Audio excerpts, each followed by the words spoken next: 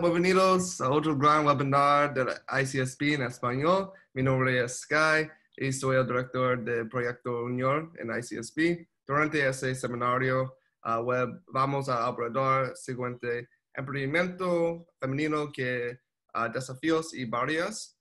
Ahora permanentemente presentarlas a la moderadora de esta sesión, profesora Analia Pastrón. Ella es la fundadora y directora ejecutiva de Smartly, emprendedorismo social en ODS, Nueva York. Analia. Muchas gracias, Sky. Un placer estar en esta nueva sesión en español del Consejo Internacional de Pymes, donde en esta oportunidad tenemos el honor de tener a la doctora Inés Gabarret, donde estará disertando acerca del emprendimiento femenino, qué desafíos y barreras hay y que tenemos las mujeres. Así que es un placer, Inés, estar contigo hoy. La doctora Inés Gabarret es especialista en emprendedorismo, es la decana asociada de la Escuela de Negocios de ESCA en París. Así que, bueno, te saludamos y te damos la bienvenida a esta edición de ICSB Spanish, que bueno, estamos el día de hoy inaugurando este tema y me parece fabuloso cuando lo elegiste. Muchísimas gracias, Analia. Realmente un placer para mí encontrarme con ustedes y con la comunidad ICSB, que yo sigo desde hace muchos años. Así que realmente me pone muy feliz que me hayan invitado a participar a este webinar, que nos vamos a divertir un poco hablando de emprendimiento femenino. Sobre todo que es un tema que a mí me encanta, que hace muchos años que estoy investigando, y he traído algunos puntos teóricos y algunos ejemplos y los resultados del último estudio que estoy terminando ahora. Así que vamos a empezar, pero antes que nada, dos palabras sobre mí, porque, bueno, mucha gente que está acá que no me conoce. Entonces, yo soy argentina, o sea, se debe sentir ya en el acento, pero vivo en Francia hace 16 años. Tengo un doctorado y un HDR, que es el mayor título que da la Universidad Francesa, que habilita a crear laboratorios de investigación o a dirigir laboratorios de investigación. Así que soy también investigadora y profesora en emprendimiento. Tengo una vida anterior en compañías multinacionales, en Argentina, en Brasil, como directora de dos grupos multinacionales, y después tengo desde hace 16 años una carrera académica, o sea que me he dedicado a enseñar y a investigar, cosa que me hace muy feliz, y en este momento soy la decana del campus de París de ESCA, que es una escuela que tiene 8 campus en el mundo y que es una escuela entre las 15 más importantes de Francia. Entonces, una vez que ya hecha una rápida presentación, para que sepan por qué yo estoy acá hablando de esto, que hay toda una experiencia previa de trabajo y de estudio. Entonces yo voy a empezar esta presentación diciéndoles de qué vamos a hablar, una pequeña introducción, y voy a abordar 3 puntos. Primero voy a abordar los diferentes perfiles que hay cuando hablamos de emprendedorismo o de emprendimiento femenino. Voy a hablar también de los puntos de transición, cómo está evolucionando la sociedad respecto del emprendimiento femenino. Después voy a hablar de los puntos claves, los puntos que estamos en este momento que son todavía débiles, que hay que todavía trabajarlos, que hay que todavía insistir en mejorar. Entonces, básicamente, como ustedes ven, es un pantallazo que se basa en un papel de un paper de investigación que yo publiqué hace unos años sobre las tipologías de emprendimiento femenino, otro que hablaba, y el reporte que estoy haciendo ahora para la comunidad del País Vasco, donde estamos estudiando el emprendimiento femenino también. Así que más o menos son resultados de distintas investigaciones que las he mezclado para armar esta presentación y que sea más o menos dinámica. Bueno, antes que nada, y esto me da mucho placer decirlo, porque hace unos 10 años, cuando yo empecé a hablar de emprendimiento femenino y a preparar PowerPoints así para mostrar, era muy difícil encontrar una imagen de mujer emprendedora. Es que cuando uno ponía en el Google imágenes o en los buscadores de imágenes entrepreneurship o emprendimiento o emprendedorismo en portugués o entrepreneuriat en francés, no importa en el idioma que lo pusieras, siempre aparecía lo mismo. Aparecía la imagen de un hombre joven, con muchas lamparitas, con muchas ideas creativas o con mucho dinero.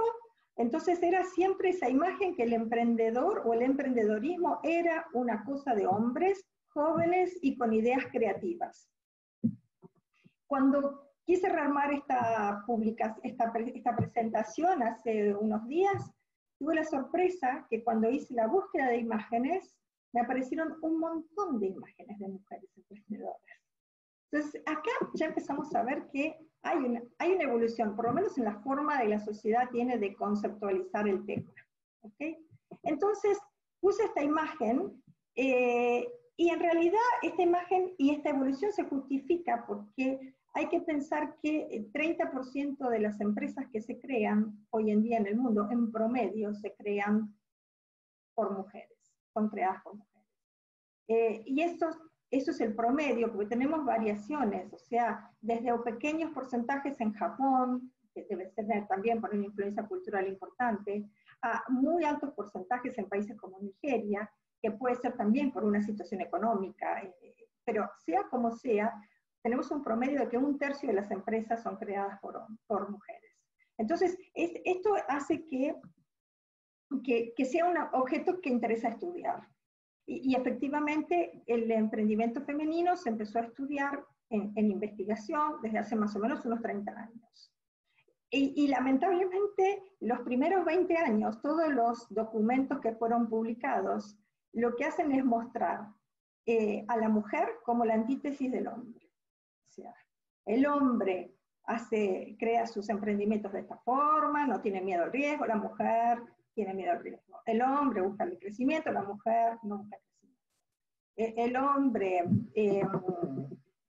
busca capitales, business angels o capital externo, la mujer busca la money o capital de la familia. O sea, todos esos papeles esos documentos científicos durante 20 años lo que hicieron fue comparar hombres y mujeres. Lo que pasa es que cuando uno empieza a estudiar realmente las mujeres emprendedoras, se da cuenta que uno no puede comparar hombre y mujer, porque hay una multitud de casos, son casos diferentes.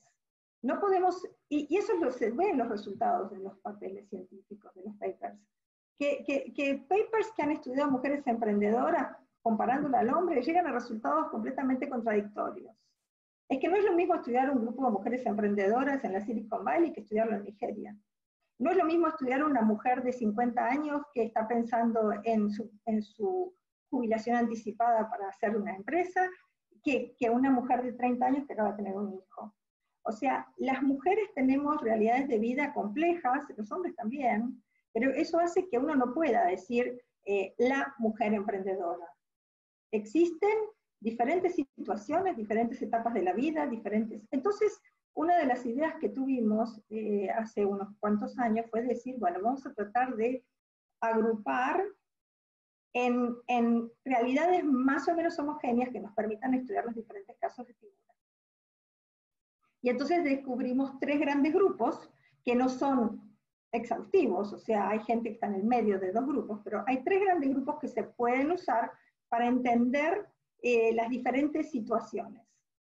Las mujeres que van a emprender por necesidad económica, las mujeres que van a emprender en transición de carrera, y las mujeres que van a emprender al momento de la maternidad o cuando tienen los hijos pequeños. Entonces ahora vamos a más o menos a dar un par de ejemplos de qué estamos hablando, y yo creo que una gran cantidad de mujeres se puede identificar en uno de estos 3 grupos. Entonces, digamos que el primer grupo, que es las que emprenden por necesidad, yo puse acá una frase que saqué de International Labour Organization, ¿okay? que es un estudio que hicieron en el 2004, que dice que en realidad, cuando una empresa quiere contratar, primero va a tratar de contratar hombres y a lo último va a contratar mujeres. Y cuando tiene que despedir, va a empezar por despedir las mujeres. O sea, esto es un estudio, no lo dice Inés Gabarret, esto lo dice un report de la Organización Internacional del Trabajo. Es cierto también que hay un montón de estudios que hablan de las prácticas de marginalización, como el techo de vidrio, el glass ceiling, o de la imposibilidad de encontrar un empleo para ciertos grupos de mujeres por falta de capacitación.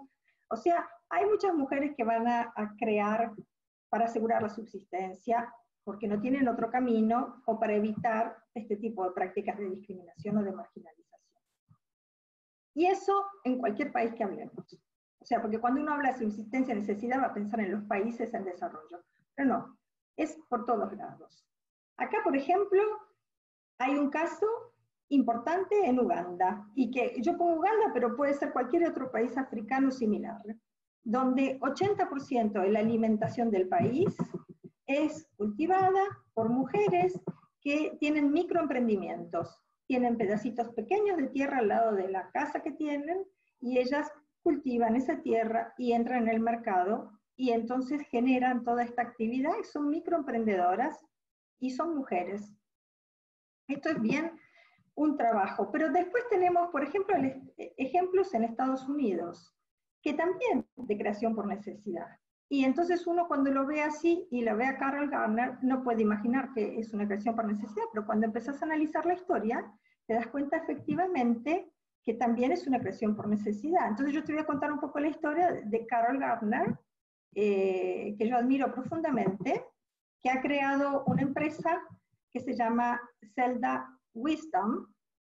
Y esta empresa, ¿por qué la creó? En realidad, porque partimos un poco del modelo tradicional del hombre que trabaja y la mujer que se queda en la casa.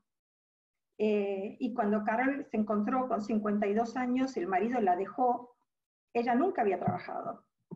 Entonces una mujer de 52 años, divorciada, sin trabajo, y con una gran deuda, porque aparte el marido se fue y tenían deudas contraídas conjuntas y ella era parte debitora en esas deudas. Entonces, en ese momento estamos frente a una situación de necesidad extrema. Y un amigo le dijo que ella estaba muy deprimida y le dijo que, bueno, que vaya al psicólogo, o sino que se compre un perro. Entonces, Carol se compró un perro. ¿Y cómo vamos de la necesidad a la creación de empresa y de la creación de empresa al éxito? Fíjate que todo empezó porque ella tenía el perro, pero no tenía plata ni para comprar el alimento, para alimentarlo al perro. Y en una veterinaria del lugar donde ella vivía, habían hecho un concurso, la mejor postal para Navidad ganaba un premio, y ese premio era la alimentación para el perro todo el año gratuita. Entonces ella lo que hizo es agarró el perro, le puso espuma en la cara, le puso un sombrero de Papá Noel e hizo una postal de Navidad con su perro y ganó el primer premio. Ganó el primer premio y tuvo alimento gratuito por un año. Vos ves el camino de necesidad y cómo vas superando obstáculos con lo que salga, con lo que se te cruce, con los recursos que tenés a mano y con mucha suerte. Al mismo tiempo no tenía para hacer regalos a sus amigos para fin de año, así que hizo más fotos y le mandó postales de Navidad a todos sus amigos de fin de año con el perro. Y resulta que esto empezó de boca a boca y hasta que llegó alguien que resultó que las postales eran muy interesantes, y esta mujer, bueno, ha sido adquirida por Hallmark también, y tiene una empresa que genera más de $50 millones de ventas anuales basadas en fotos de perro, ¿okay? Con mensajes. Entonces, este caso es un caso en Estados Unidos de mujer creación por necesidad. Tenemos casos en América del Sur, muchísimos, de creación por necesidad. esta gente tiene más o menos las mismas características al principio. Las características cambian después, al final del emprendimiento, porque según los entornos, más facilitadores o no, cómo va a crecer la empresa es totalmente distinto de un emprendimiento en América del Sur o en África y de un emprendimiento en Estados Unidos o en Europa. Pero al principio, la salida es la misma. Tenemos el segundo grupo, que son mujeres que están trabajando, pero que se encuentran con situaciones de insatisfacción, que se encuentran con lo que es el techo de cristal, o que buscan mayor autonomía porque están fuera de la toma de decisiones, por ejemplo. Entonces aquí yo tengo un ejemplo de Francia. Este ejemplo no es mío, yo no la entrevisté, es un ejemplo que salió, Francine D, que salió en Le Figaro Economía hace un par de años. Entonces esta mujer, exdirectora de proyectos de un grupo de alta tecnología en Francia, con nivel universitario, y entonces dice que la empresa pasó por una reorganización. Después de la reorganización, todos los hombres que estaban en su mismo nivel los ubicaron en puestos similares. A ella, la única mujer del grupo, le propusieron un puesto de inicial, de principio de carrera, como si fuera una persona que acaba de entrar a la empresa. Ahora que ella dirigía proyectos y tenía 15 años de experiencia. Entonces, ese tipo de situaciones hace que en un momento de la vida las mujeres se replanteen y digan, es que vamos a seguir trabajando duro, mostrando lo que valemos, haciendo el esfuerzo para que después te dejen en el último peldaño. Esto hace que genere una motivación de emprender y de decir, bueno, si yo lo puedo hacer para la empresa, lo puedo hacer también por mí y para mi propia empresa. Y aquí tenemos otro grupo, que es un grupo que no tiene necesidad, es un grupo que lo que tiene es insatisfacción, o lo que tiene es ganas de hacer las cosas de forma diferente, o lo que tiene es ganas de sentirse más realizada, o de hacer algo que tenga más sentido para ella, o que sea más de acuerdo a sus valores. En el caso de Francine, ella negoció su salida y terminó creando una empresa de consultoría sin ningún problema. Y después tenemos el tercer grupo, que es el grupo de las mompreneurs. Mompreneurs es un neologismo que mezcla mamá y emprendedora, y que es una figura de investigación, porque hay bien 7, 8 años que se publican investigaciones científicas sobre este grupo, y que es un grupo que yo diría que existe sobre todo en los países desarrollados que tienen un buen estándar de vida. Y por lo menos es en esos países que se ha empezado a estudiar y que se han encontrado las asociaciones de mompreneur y que se ha podido entrevistar a las mujeres. En general son mujeres que están casadas, que tienen un alto nivel de formación, tanto ellas como sus maridos, que han hecho una carrera, que tienen 30, 35 años, han hecho una carrera, pero han decidido a los 30, 35 años de tener hijos, y no están dispuestas a sacrificar la maternidad por el trabajo, pero tampoco están dispuestas a sacrificar el trabajo por la maternidad. Entonces hay este movimiento que se crea de mujeres que dicen, bueno, vamos a conciliar. Y lo que se busca aquí es la conciliación, seguir trabajando, porque para eso se hicieron muchos años de estudio, pero también ocuparse de los hijos, porque para eso se los tuvo. Entonces, aquí en estos mompreneurs, en general, lo que se ve es que mucho de la motivación emprendedora viene del momento de vida. La inspiración viene de la maternidad, la inspiración viene de las necesidades que se detectan entre la maternidad y el periodo de criar chicos que son pequeños. Y aquí tengo un ejemplo para ustedes, que es un ejemplo de Canadá en este momento. Es el ejemplo de Sandra Wilson, que es una mompreneur exitosa.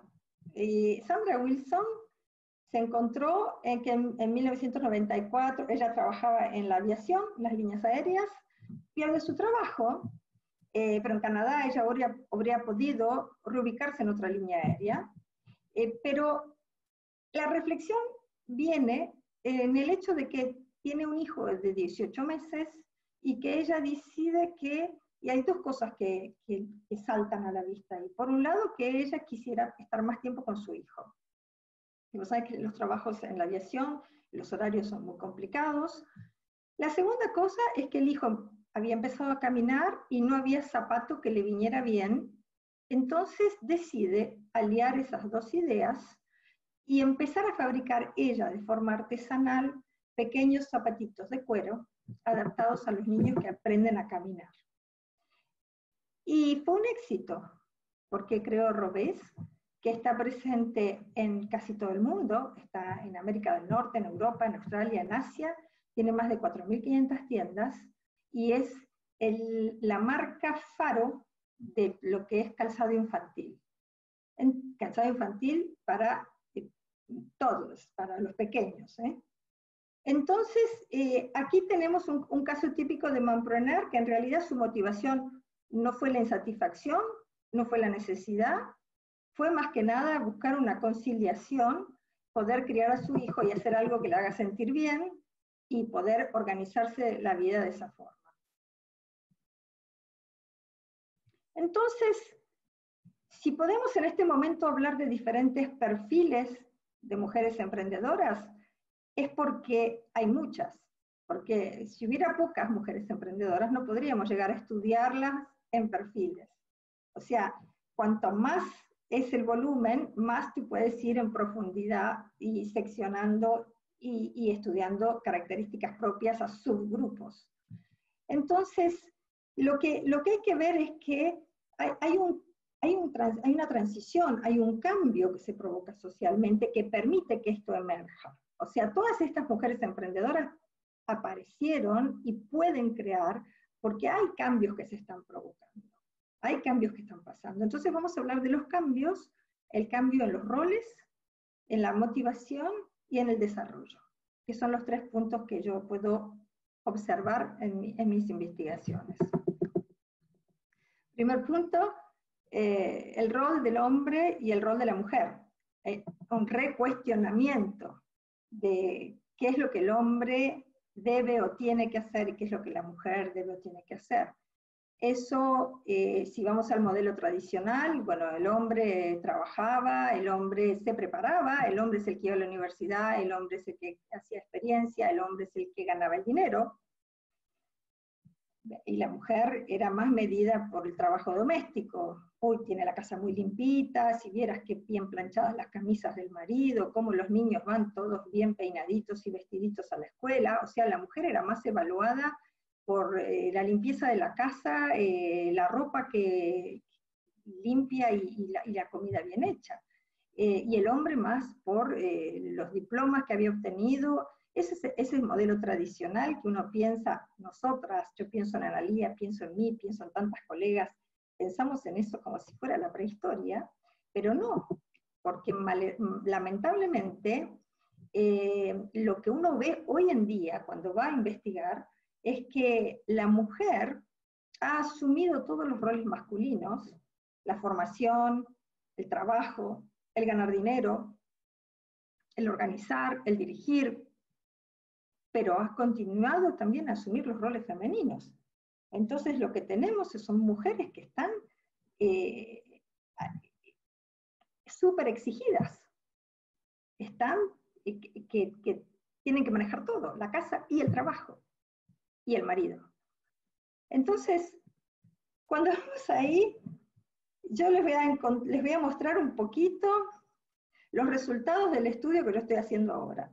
A ver, más o menos como para ponernos en contexto, con una coautora francesa nos solicitaron de la aglomeración del País Vasco francés para que estudiáramos un poco por qué las empresas femeninas no crecían. Entonces, ¿cuáles son las necesidades, las barreras y los frenos del emprendimiento femenino en el País Vasco? ¿Y por qué el País Vasco francés? Porque el País Vasco francés fue una de las regiones que más invirtió en facilitar el emprendimiento femenino.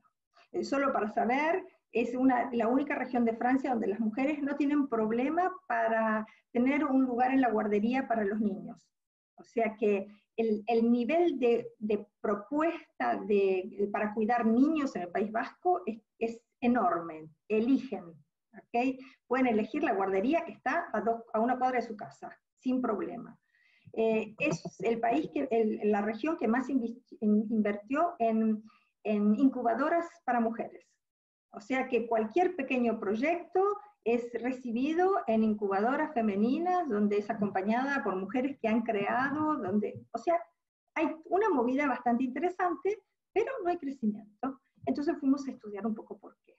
Y curiosamente, es lo que nos encontramos, y yo voy a poner aquí, yo puse un poco en amarillo esto que yo estoy compartiendo con ustedes son lo que decimos nosotros verbatim, son pedazos de frases. O sea, cuando uno hace una entrevista y la mujer les cuenta toda su vida, después uno recupera las frases y utiliza las frases para tratar de entender. Entonces, yo estoy hablando de Francia, no estoy hablando de Nigeria, estoy hablando de Francia, un país europeo, la cuna del feminismo. Hay que pensar que todo el movimiento feminista empezó en Francia.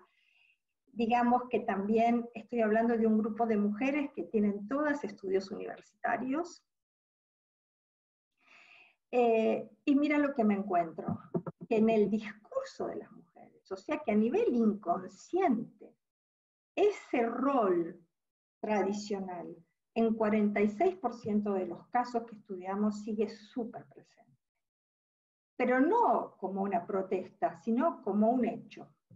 O sea que tenemos un caso que dice, yo me ocupo de casi todo el 90%. Bueno,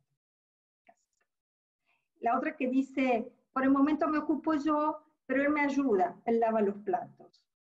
Dice, la otra que dice, sí, son las mujeres en general que se quedan en la casa y cuidan a los niños, el marido trabaja. Esta mujer dice, mi marido me permite trabajar.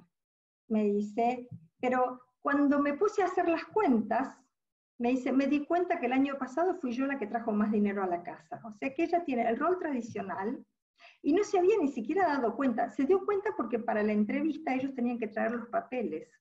Y cuando se puso a mirar los papeles, se dio cuenta que ella había ganado más que su marido, pero nunca lo había asimilado a nivel consciente. Mira el último, la que me dice, esta mujer me dice, el marido trabaja tanto como yo, entonces soy yo quien maneja a los niños todo el tiempo.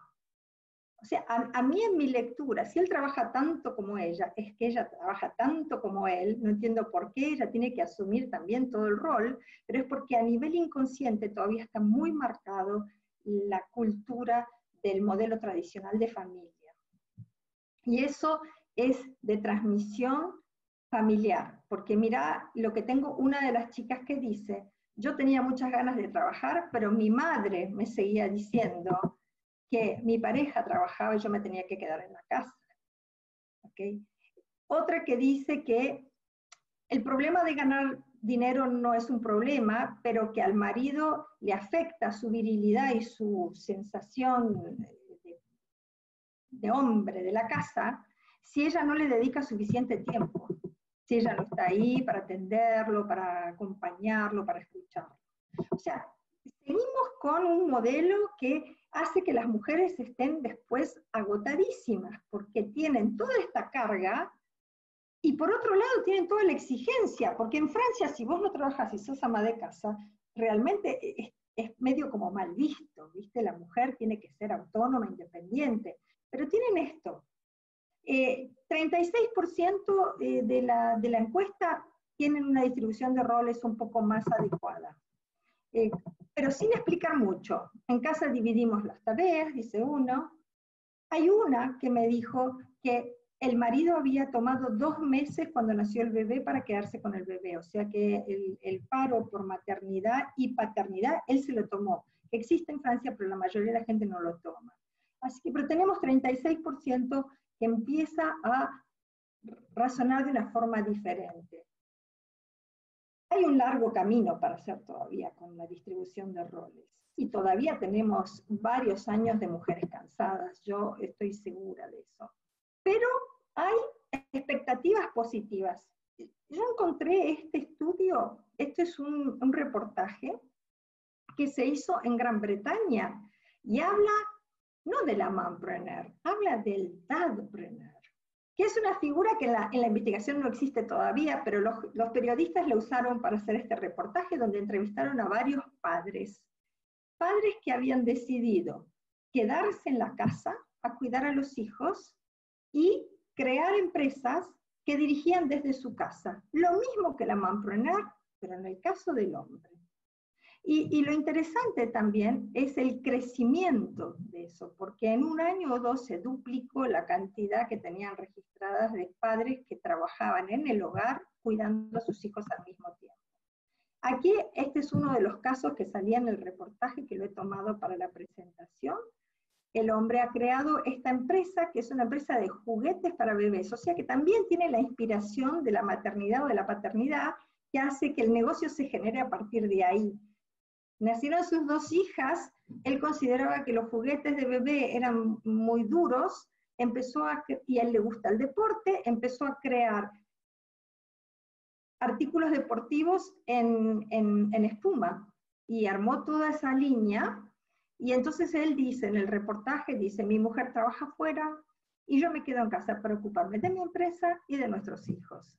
Entonces, cuando uno ve eso, dice, bueno, estamos yendo a una mejor distribución de roles, estamos yendo hacia un equilibrio entre emprendimiento y parentalidad, en el cual, bueno, somos seres humanos que tenemos hijos y que trabajamos, independientemente de si uno es mujer, hombre, o lo que sea, ¿ok?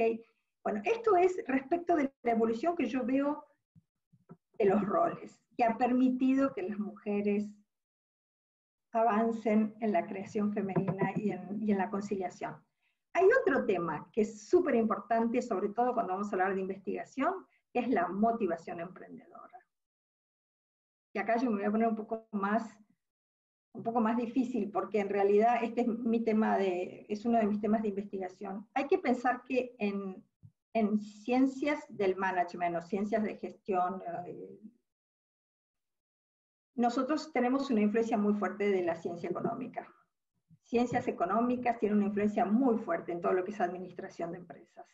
Es más, cuando yo hice mi carrera de administración de empresas, la hice en la Facultad de Ciencias Económicas y el programa era el mismo. Teníamos un año diferente. ¿Qué pasa? Cuando uno se pone a mirar cómo funciona la ciencia económica, y en realidad hay una base en las ciencias económicas que es muy fuerte, que es que todas las ecuaciones buscan la maximización del beneficio. Y cuando hablamos de todos los modelos están basados en maximización de beneficio, y eso es beneficio económico, o sea, dinero. Si partimos de ahí, todos los estudios sobre motivación emprendedora que han servido de base para las políticas públicas en la mayoría de los países del mundo desde hace 50 o 60 o 70 años, están basados en modelos económicos que hablan de maximización de beneficio, donde dice que una persona va a decidir crear una empresa si piensa que va a ganar más dinero con esta creación que con un puesto de empleado. Entonces tenemos estas teorías de utilidad, ¿ok? Entonces te dicen, y esto lo terrible es que, por ejemplo, en Europa, muchas políticas públicas están basadas en estas teorías de utilidad, donde separan a los emprendedores por oportunidad o por necesidad, y hay distintos estímulos. O sea, a los que son por oportunidad les dan mucho más financiamiento, a los que son por necesidad les dan otro tipo de acompañamiento, pero en realidad no podemos dividir a los emprendedores en esto, y ahora lo voy a ver con el caso de las mujeres. Entonces, tenemos el primer caso, el emprendedor por oportunidad, que es el que dice que encontró una innovación, descubrió un gap de mercado, o sea, que puede comprar más barato y vender más caro y hacer una diferencia, o que puede mejorar un producto y va a ser el primero y entonces va a hacer una diferencia, y entonces se larga el emprendimiento porque sabe que va a ganar más dinero que quedándose como empleado en una empresa. Y después tenemos el otro extremo, en el cual los inmigrantes, las personas que no tienen competencias suficientes adecuadas al mercado, las personas que tienen que asegurar su supervivencia, pero no tienen la posibilidad de conseguir un puesto, y bueno, van a crear negocios de necesidad en la economía formal e en la economía informal, independientemente de qué mercado estemos hablando, informal o formal, pero van a crear por necesidad. Y en realidad, cuando los políticos van a tomar decisiones y ven los estudios de los científicos, de nosotros, todos los estudios están medio perdidos en esta dicotomía que se llama la dicotomía push-pull, y es el modelo más importante en motivación emprendedora. Y en realidad no representa la realidad, porque cuando vos empezás a ver quiénes son los que están emprendiendo ahora, quiénes son los que están creando. En realidad estos súper inventivos con la lamparita y la innovación tecnológica de ruptura, hay muy pocos. No hacen el número. Pero lo que sí hay es un montón de gente que está creando empresas. Jóvenes, por ejemplo. Cuando yo hice un estudio sobre las motivaciones y los valores de los jóvenes, que para eso usamos todos los jóvenes que teníamos en las universidades estudiando emprendimiento, uno se da cuenta que los jóvenes de ahora, contrariamente a los jóvenes de mi época, que éramos workaholic y que queríamos hacer una gran carrera y ganar mucho dinero, los jóvenes de ahora no están buscando ganar mucho dinero o hacer una carrera, están buscando un equilibrio. Están buscando un equilibrio que sea sostenible, hacer un trabajo, pero que sea bien para el planeta, que les permita trabajar, pero no matarse en el trabajo, que les permita ganar un buen sueldo, porque quieren su confort, pero no están buscando esa maximización económica que viene en la teoría. Los jubilados porque antes, yo lamento, pero antes vos te jubilabas y te quedaba muy poco tiempo de vida después. Hoy en día vos te jubilás a los 60 años y estás todavía muy joven. Y estás todavía con ganas de hacer un montón de cosas. Entonces, de repente, hay todo un grupo de jubilados que se ponen a hacer emprendimiento para ocuparse 20 años más. ¿Okay?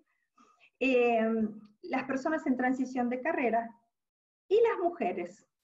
Y las mujeres que aparecen ahí, pero que en realidad, más allá de las de necesidad y oportunidad que hay, pero no son tantas, hay un montón de otras mujeres que van a crear por otros motivos, por la conciliación, por los valores, por encontrar un sentido de la vida. Entonces, de repente, la teoría económica se queda corta, porque ahora hay un montón de colores de motivación diferente. Y cada uno encuentra su camino de una forma diferente, y cada uno busca otra cosa. Entonces, ahí nos quedamos cortos con la teoría. Mirá los resultados del estudio que vienen a apoyar esto que estoy diciendo, ¿no? ¿Qué me dicen? Quiero hacer algo que me guste. Quiero tener una actividad que esté de acuerdo a mis valores. Quiero tener una actividad que me permita adaptar mis horarios a los horarios de mi hijo. ¿Viste? No quiero ganar mucha plata, ni tener una empresa que crece una barbaridad, no, quiero este equilibrio, que es lo mismo que encontramos con los jóvenes. Entonces yo digo que en las motivaciones emprendedoras hay una transición. En la distribución de roles hay una transición, pero también hay una transición en las expectativas de desarrollo. ¿Okay? Yo soy de la época en la que lo mejor que te podía pasar era tener un puesto en una multinacional. Y efectivamente era lo mejor que te podía pasar, porque a mí a los 20 años yo tuve mi primer puesto en una multinacional y era un lujo. A los 30 todo había cambiado, ya no era un lujo. Ya te habían puesto la máquina de café, había que ir a hacerse el café, cada uno se escribía su propia carta en su propia computadora, los pasajes en primera clase y los hoteles 5 estrellas habían quedado muy limitados para la elección general. Entonces, se cambian las expectativas. Cambian las expectativas y cambian las expectativas de desarrollo, que es lo que queremos. Hay que pensar que el emprendimiento ha sido muy apoyado por los gobiernos, sobre todo en Europa, o en los países que están muy desarrollados, que tienen el PIB estancado, que no hay más crecimiento. Y entonces piensan también desde el punto de vista de la teoría económica que una forma de generar actividad que genere beneficio, que aumente el PIB y que disminuya el desempleo, es estimular el emprendimiento. Entonces lo estimulan, ponen estructuras de acompañamiento, ponen financiamientos a tasa cero, Y todo esto es para generar el crecimiento. Pero lo que pasa es que si la gente no está interesada en hacer crecer las empresas, esto no va a generar el crecimiento. Esto va a generar creación de empresas, pero no va a generar gacelas, no va a generar empresas que en un año, como es lo que ellos buscan, en un año facture millones y emplee cientos. Porque mucha de la gente que está creando está buscando el equilibrio, no está buscando la maximización. Entonces, y esto no es que uno lo diga ni que uno lo desee, es que uno cuando empieza a hablar con la gente, el discurso que vuelve es ese, y sobre todo cuando se habla con mujeres o con jóvenes. Mira, en el estudio que estamos haciendo, hay un pequeño grupo, menos de un tercio, que quieren crecer. Pero cuando hablan de crecimiento moderado, de pequeño crecimiento, o de trabajar en solo, trabajar como microemprendedor. Trabajar con otros, en red, en asociación, pero cada uno es un microemprendimiento, como si fuera una nube de microemprendimientos que trabajan juntos. 20% no quieren crecimiento, para nada. O sea que el crecimiento cuando lo estudias es muy tímido. No va a hacer saltar el PIB ni reducir la tasa de desempleo. Va a crear empleo para las personas, pero cada uno crear su propio empleo, más que crear una gran empresa que cree mucho empleo. Mira, los discursos. No tengo ambición de crear una gran estructura. ¿Por qué? Cuanto más grande, más son los problemas. O sea, crear una estructura a pequeña escala. ¿Ok?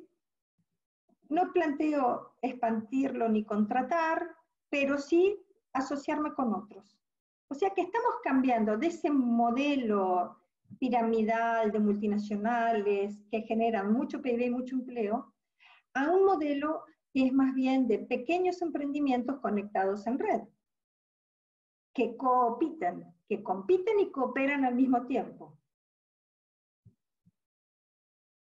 Muchos, por el tema de la conciliación, en el caso de las mujeres, el crecimiento puede venir después. Porque, por ejemplo, te dicen, no, en este momento estoy muy bien con la empresa unipersonal porque mis hijos son chicos. A medida que los chicos crezcan y que yo libere más tiempo, sí, puedo pensar en crecer o puedo pensar en hacer más. Pero hay un equilibrio a encontrar y que ese equilibrio corresponde a las etapas de vida de la mujer y de la familia. ¿Okay? Dice, no tengo tiempo para desarrollarme porque quiero seguir con mis hijos. ¿Okay? Eso es algo que surge muchas veces. Entonces, digamos que tenemos distintos perfiles de mujeres, tenemos distintas cosas que están en transición, que están evolucionando, que están cambiando para mejor, para ayudar a que esto sea más equilibrado. Pero hay todavía varios aspectos que quedan a trabajar. Y yo de todos esos aspectos que quedan a trabajar, rescaté los 3 que me parecen los más importantes, los más fuertes. Los 3 que habría que hacer algo ya. El primero es la confianza en sí misma que tienen las mujeres. Los modelos a seguir es el otro. La falta de modelos femeninos que muestran el camino. ¿Okay? Y el tercero, perdón, es la relación al dinero. La confianza. Cuando ves el estudio, la confianza se puede ver desde 2 puntos diferentes. ¿Qué es lo que yo creo que los otros creen de mí? ¿Y qué es lo que yo creo de mí?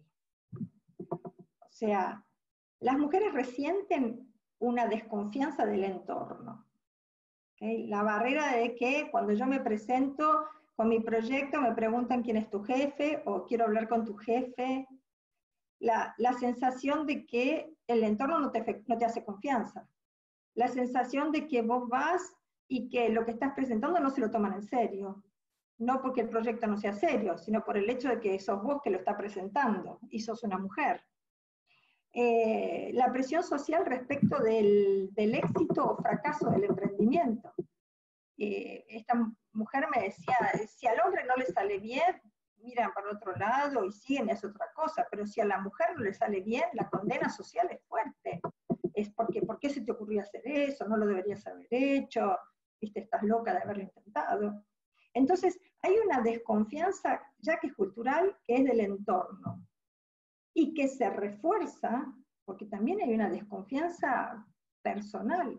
O sea, muchísimas mujeres están hablando de sus dudas, las dudas sobre su capacidad creativa, las dudas sobre que puedan hacerlo, la confianza en sí mismas para poder llevar adelante el proyecto.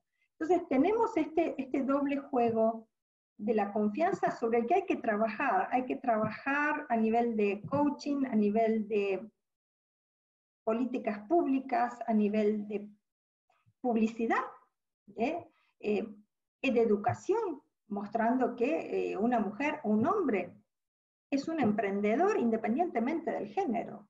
Una idea es una idea, no es una idea femenina o una idea masculina. Un proyecto es un proyecto, no importa quién lo lleve adelante.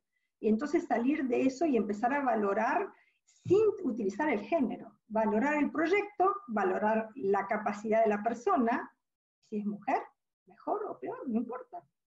Entonces, la confianza es algo, pero para poder establecer la confianza viene unido el tema de modelos, porque hay una especie de falta de modelos. O sea, hay muchos modelos, cuando hablas de emprendedorismo, tenés muchísimos modelos de hombres exitosos. Yo rescato algunos para mis cursos, como mostré acá, porque me encanta mostrar los modelos de mujeres exitosas, pero nadie las conoce, porque no se habla, no se muestra. Y entonces hay una falta de modelos, que eso puede hacer que las mujeres tomen más confianza, y que digan, mira, si ella lo pudo hacer, yo lo puedo hacer también. Porque uno es empático, el cerebro nuestro es empático, con los mirror neurons, ¿okay? las neuronas espejo. Uno va a hacer lo que ve que el otro hace, y si al otro le va bien, va a esperar que a uno le vaya bien también. Entonces, hay este tema de modelos que hay que empezar a hablar de los modelos. Hay que hacer esto que estamos haciendo, Analia. Hay que mostrar mujeres emprendedoras y hay que mostrar cómo les va bien y hay que escribir sobre esto para que eso genere ondas de contagio y que les dé más seguridad, porque las mujeres somos muy creativas y hay proyectos que son maravillosos. Entonces es una pena que muchas veces se bloqueen por problemas de confianza del entorno o de la propia persona. El otro aspecto del modelo es que muchas mujeres, ellas en los verbatim dicen, ellas quieren ser el modelo de sus hijos. Ellas no quieren que los hijos la vean como una mujer fracasada, como una únicamente madre o esposa. Quieren que sus hijos puedan estar orgullosos y ser el modelo, sobre todo para aquellas que tienen hijas mujeres. Entonces, ese es el tema. El último punto, y ya estamos viendo ahora, ¿no? Porque yo hablo mucho, así que cada tanto miro. El último punto es el tema del capital. Hago una intervención ahí. Los que nos están escuchando, por favor, las y los que nos están escuchando, escriban preguntas y comentarios, así en un ratito ya también los escuchamos el feedback de la gente. Perfecto. Entonces, el último punto, que es un punto a tomar en cuenta, es el punto del dinero, del capital, del financiamiento. Es un punto que ha estado hablado en muchísimos lugares. Se habla en investigación científica, se habla a nivel de los organismos intergubernamentales, se habla a nivel de los gobiernos. Es todo un tema y hay que mirarlo con mucha precisión porque no es todo lo que parece, y yo les voy a decir por qué. Fíjate una cosa que es lo que se dice siempre cuando se va a hablar de que falta financiamiento para las mujeres, que las mujeres no tienen acceso. Es cierto. El proyecto Diana es un proyecto que lleva Babson College, que es un proyecto maravilloso que estudia a la mujer emprendedora desde hace unos 20, 30 años, o sea, bastante tiempo. Y entonces ellas sacan en un informe diciendo que solamente el 2,7% de las empresas que fueron financiadas por los fondos de capital riesgo eran gerenciadas por mujeres. Cuando yo leo esto, todo el mundo en general acá dice, hoy, los capital riesgo desconfían de la mujer y no le quieren dar financiamiento. Esa es la interpretación clásica. Mira lo que me dijeron a mí cuando yo empecé el estudio en Francia. Me dijeron, Queremos poner dinero a disposición de las mujeres, sacar líneas de financiamiento a tasa cero que sean exclusivamente femeninas. Yo cuando me dijeron eso, a mí yo digo, ojo, ojo de hacer todo ese esfuerzo. Porque esto es como el huevo y la gallina. ¿Qué es primero? Es que solo el 2,7% del financiamiento se lo dieron a las mujeres porque los hombres que generan el capital riesgo no confían en las mujeres, o es que las mujeres están desarrollando proyectos que no necesitan capital riesgo o que no les interesa, o es que solamente ese 3% son el 3% de mujeres que están en el high tech y que necesitan capital riesgo. O sea, que cuando uno mira estas estadísticas, tiene que ir mucho más profundo, ¿por qué? No solo es así, 3% mujeres, el resto hombres. ¿Por qué? Y eso hay que ir a averiguar por qué. Y ver si no es al revés. Si no es que por ahí el capital riesgo financia cierto tipo de empresas que atraen menos a las mujeres. Y que no está mal que así sea, porque no tenemos tampoco por qué estar en todas. Uno tiene que, la redistribución está muy bien. No hace falta que todas seamos perfectas en todo. Hay un mito que aparece cuando entrevistas a ciertas mujeres en Francia, que dice que los bancos confían más en los hombres cuando piden financiamiento que en las mujeres. Mito que es contrabalanceado por muchas mujeres que están casadas, que van al banco con el marido, ¿viste? Y entonces el hombre, el banquero, habla con el marido. Entonces, esto se dice, pero lo que pasa es que después cuando uno habla con las mujeres, y con estas mujeres que yo digo son mujeres universitarias, que son mujeres que han trabajado, que son mujeres que están emprendiendo, acompañadas, incubadas, y entonces te dicen cosas como que la relación que tiene la mujer con el dinero es difícil, que les cuesta la idea de hacerse pagar caro, que les cuesta la idea de poner un precio alto por sus servicios, que les cuesta, les da como culpabilidad la idea de ganar dinero. Acá hay una línea cultural muy grande. Acá hay una línea cultural del tabú del dinero que viene de una educación judeocristiana, que viene de un modelo tradicional de familia, donde la mujer está muy bien que trabaje para que se haga un poquito de plata para salir el fin de semana, pero una mujer que trabaje seriamente y que gane mucho dinero ya es como que entra en conflicto con ciertos valores. O sea que acá la relación al dinero, sinceramente, para mí hay que extraerla de los recursos. No es un problema de recursos, es un problema psicológico, cultural, que hay que tratarlo al mismo nivel que uno trata el tema de la confianza. En el momento que las mujeres puedan recuperar la confianza en sí mismas, van a saber cuánto vale el servicio que ellas proponen y van a perder ese miedo a pedir más dinero por sus servicios. Yo creo que hay un trabajo que acá hay diferentes líneas en los problemas que hay. Hay problemas que son de recursos, hay problemas que son más de barreras culturales o psicológicas que se tienen que trabajar con coaching y con entrenamiento y con formación. Bueno, en resumen, yo he querido pasar en esta presentación un poco en claro todo lo que hemos estado estudiando en estos últimos años, muy reducido, porque era una presentación de menos de una hora, así que había que... Básicamente, las ideas principales es que cuando hablamos de emprendimiento femenino, hablamos de emprendimiento. Hablamos de emprendimiento, de proyectos, y después, bueno, hay una mujer atrás que lo lleva a cabo. ¿Okay? El emprendimiento femenino como figura no existe. Es el emprendimiento, es un proyecto, y después hay un emprendedor, que puede ser hombre o mujer. En el caso de que sea mujer, tienen ciertas especificidades, cosas específicas que corresponden al ciclo de vida de la mujer. Mira, yo hice un estudio sobre el emprendedor disabled entrepreneur, como se dice, el emprendedor con problemas físicos, con discapacidades. A veces se me complica entre los idiomas. El emprendedor con discapacidades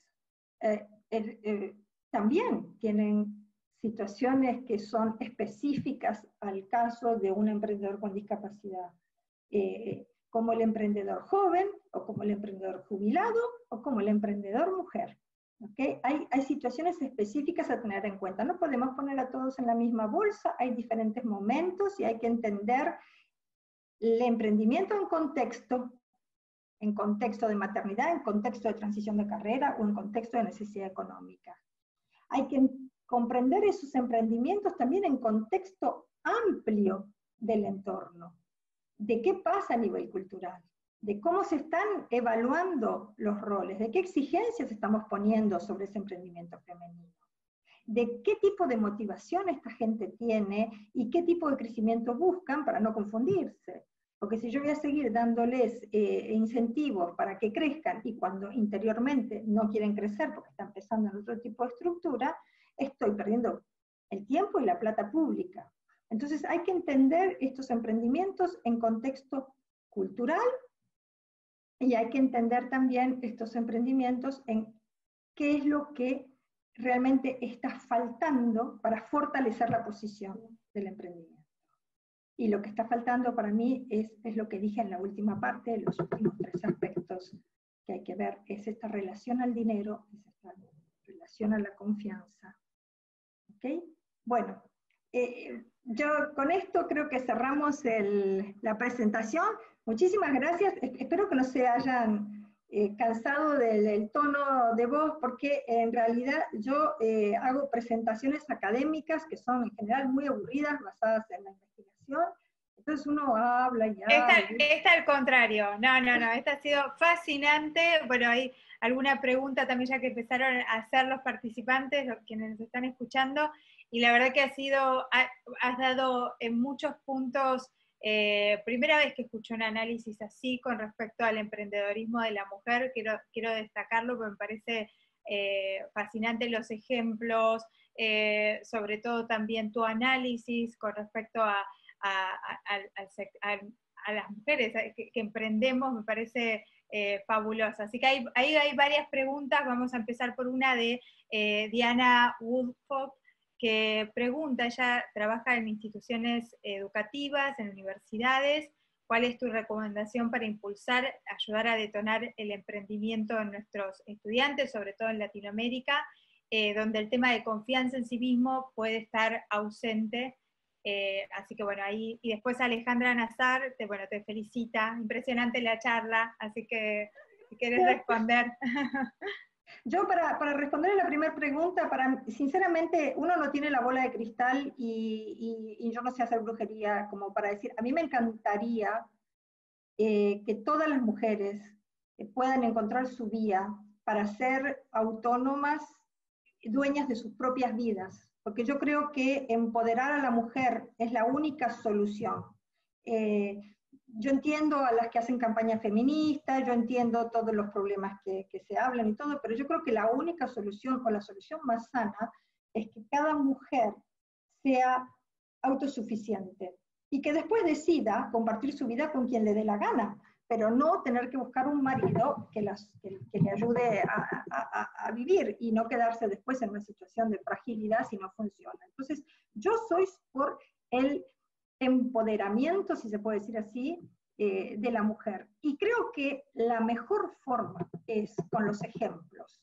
El ejemplo, y por eso que hablo de los modelos, buscar ejemplos, invitar gente que ha logrado hacerlo, que ha pasado por ese camino, que pueda venir a hablar, que pueda venir a explicar honestamente cuáles han sido los problemas, cuáles han sido los beneficios.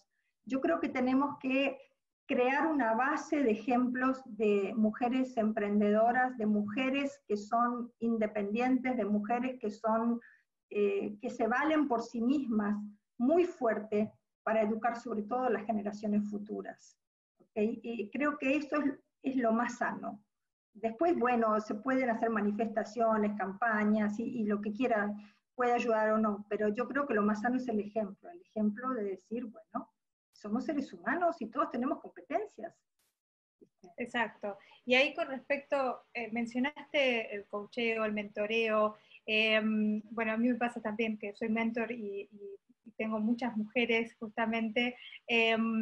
Y una de las grandes cosas es este tema de la validación, ¿no? O sea, uno cuando ofrece sus servicios, sus productos como emprendedora, tiene que validar mucho más en comparación con los hombres emprendedores. Y ahí viene también esta crisis de confianza, es decir, cuando uno empieza a lanzarse, a tomar determinada confianza, el entorno no siempre es del todo amigable o receptivo, y está este tema de tener que validar mucho más con respecto a cuántos clientes tenés, cuántos partners, Sí, sí. que tal vez al hombre ni siquiera se lo plantean directamente. O sea, es Hay como una que ya especie lo dan. Sí, hay una especie de confianza intrínseca entre hombres. O sea, solo porque sos hombres ya creo que lo vas a hacer bien, y si es una mujer tiene que mostrar muchas más pruebas. Pero yo te voy a dar un ejemplo, Analía, porque yo creo que hay que ver las cosas que funcionaron y las que no, y tomar ejemplo de ahí. Te voy a dar un ejemplo mío. Yo llegué a Francia en el 2014. No, 2004.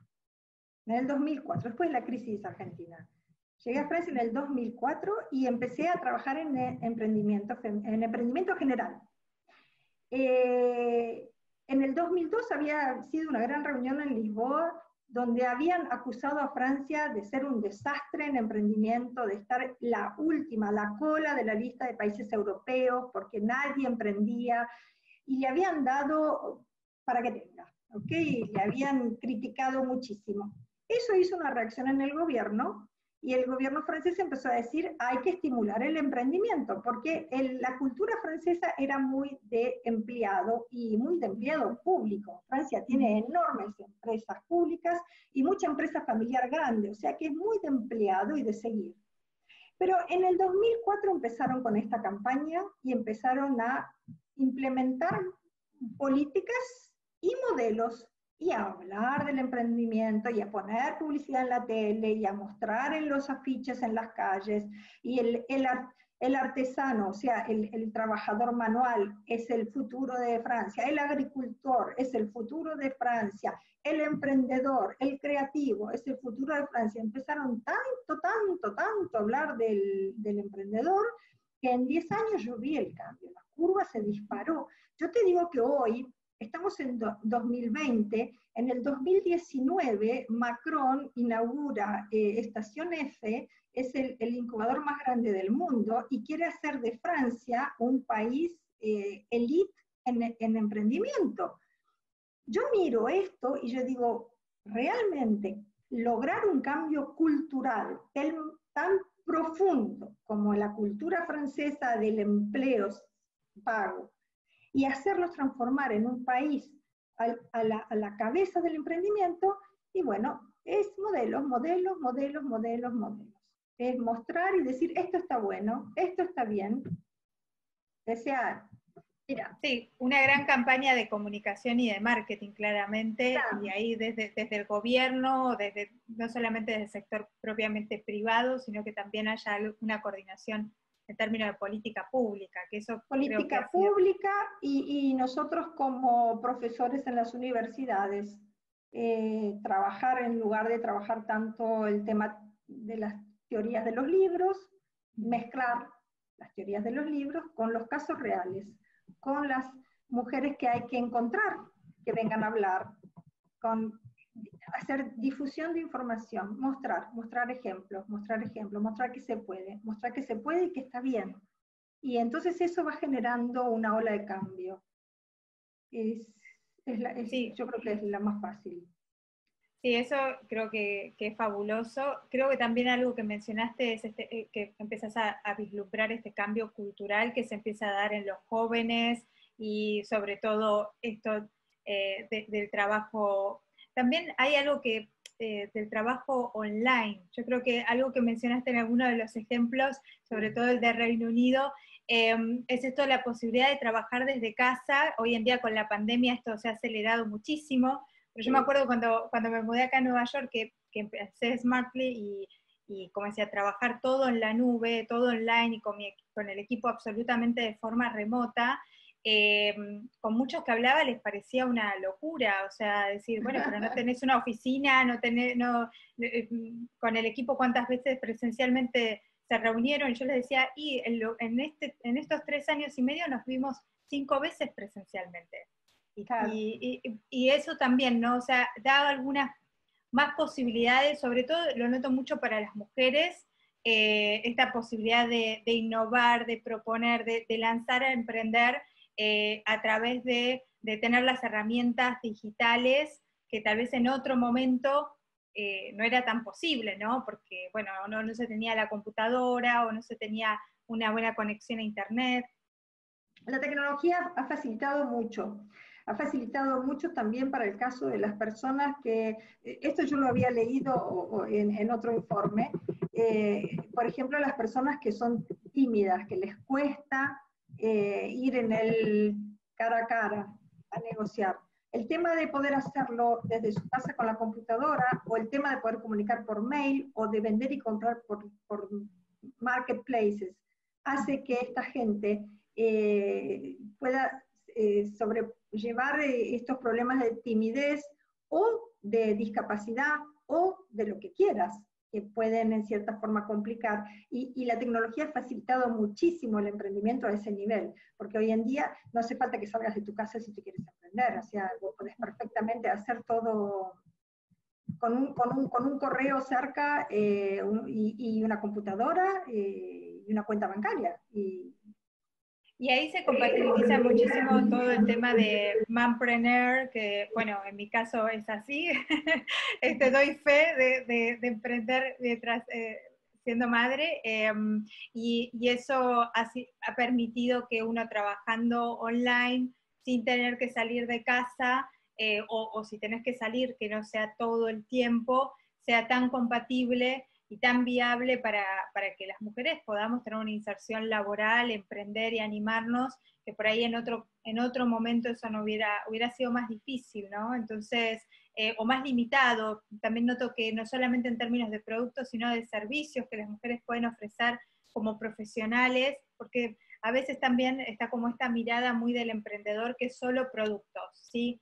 Arma un cinturón y entonces lo vende, y en realidad también hay mucho de servicios profesionales que también a las mujeres noto que se nos abre ahí un abanico de oportunidades también, sobre todo como las que tienen algún estudio, ¿no? En ese sentido.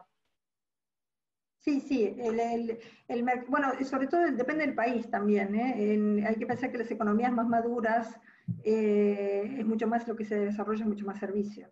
Yo, por ejemplo, yo dirijo el máster en Entrepreneurship en mi escuela, y yo te diría que, no quiero dar estadísticas porque no las hice, pero la mayoría de los proyectos son proyectos virtuales, son aplicaciones, son marketplace, son servicios a través de las aplicaciones.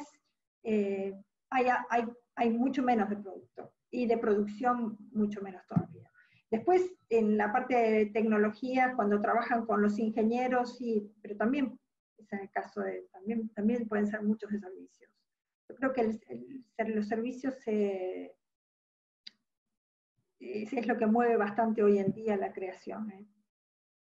Y algo que mencionaste con respecto a la relación con el dinero, eso me pareció súper interesante, porque hay toda una concepción de que no es necesario ganar tanto dinero también, o sea, y también qué pasa cuando se hacen como esto, por ahí algún emprendimiento que da un boom, y de repente también está este temor de decir, bueno, ¿cómo manejo un capital así? En ese sentido, ¿qué herramientas consideras que tal vez ahí creo que hay que focalizar un poquito más, ¿no?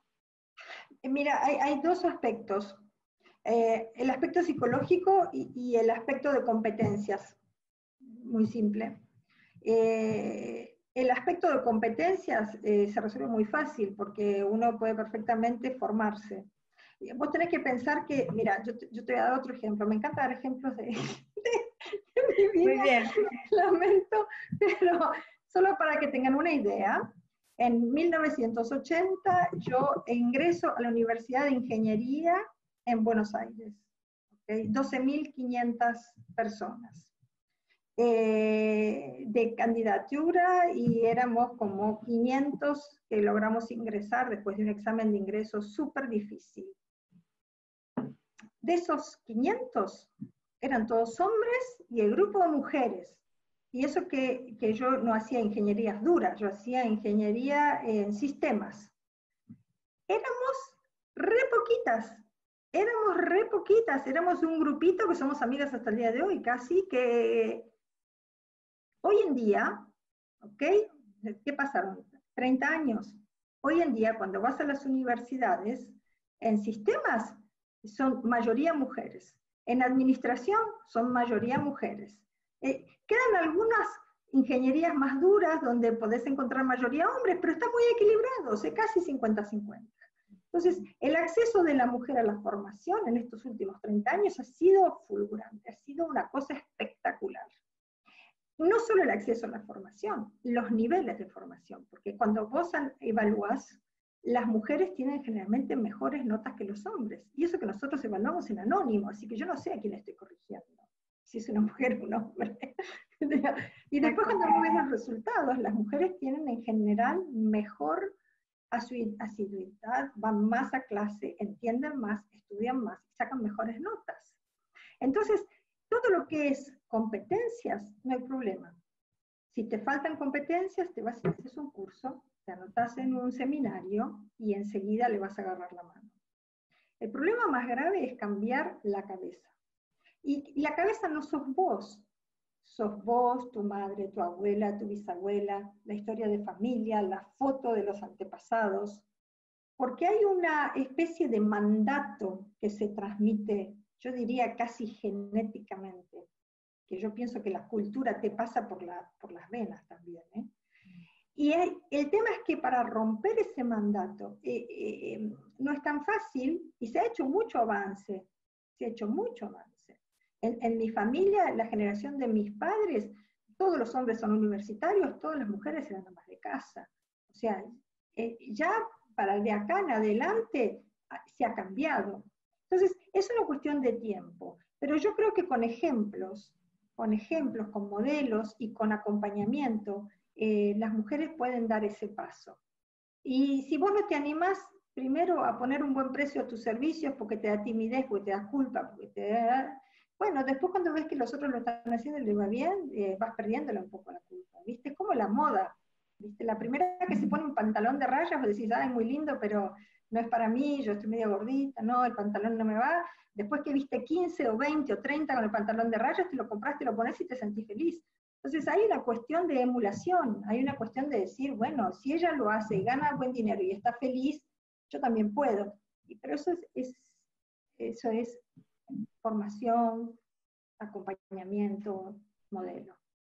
Bueno, fabulosa la síntesis y coincido plenamente que creo que ahí con este tipo de actividades, con lo que se están haciendo desde las universidades y empezar a mostrar más esta red de mujeres también, ¿no? Que están empoderadas en todos estos temas y que pueden también ser faro, me parece fabuloso. Ahí nos están pidiendo que esta webinar sea en inglés, así que después vamos a ver de hacer alguna edición en inglés sobre este tema, porque nos están pidiendo eso. Así que, bueno, no quiero extender mucho más, pero la verdad que comentarles que esta webinar la vamos a subir a YouTube, como hacemos siempre, así que allí también podemos compartirlo y podrán escuchar a la doctora Gabarret Inés, que bueno, ha dado una presentación fabulosa y que van a surgir varios temas a raíz de este. Así que un placer, Inés, muchas gracias por interrumpir tu descanso también y estar con nosotros hoy, y un placer escucharte. Muchas gracias, Analía, la verdad un placer para mí, y bueno, y vamos por más, seguimos trabajando juntas. Es así, un beso enorme a todos. Y saludos a todos los que vieron hoy y muchísimas gracias por acompañarnos, así que nos vemos en el próximo Spanish Webinar el mes que viene. Saludos.